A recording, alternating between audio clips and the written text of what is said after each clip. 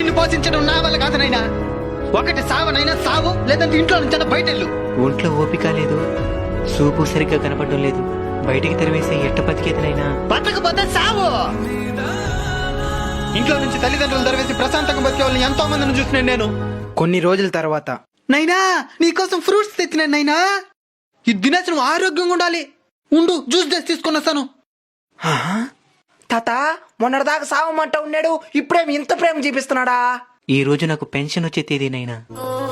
ఆ డబ్బుల కోసమే వాడు ఇవన్నీ చేస్తూ ఉన్నాడు. ఇవన్నీ తెలిసి కూడా ఎట్ట తాత వాడి మీద ఇంత ప్రేమ చూపించగలుగుతున్నావా? కన్నవాళ్ళం కదనైనా, కఠినంగా ఉండలేకపోతున్నాం. మా అలాంటి ముస్లిం వాళ్ళందరూ మీ పెళ్లిళ్ళు చూసి చనిపోవాలని ఎందుకు ఆశపడతామో తెలుసానైనా. మేము సచ్చినా మిమ్మల్ని చూసుకోవడానికి ఒక తోడు ఏర్పడిందని ప్రశాంతంగా చావడానికేనైనా.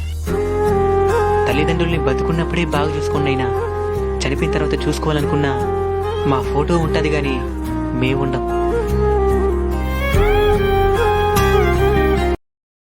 Download ShareChat.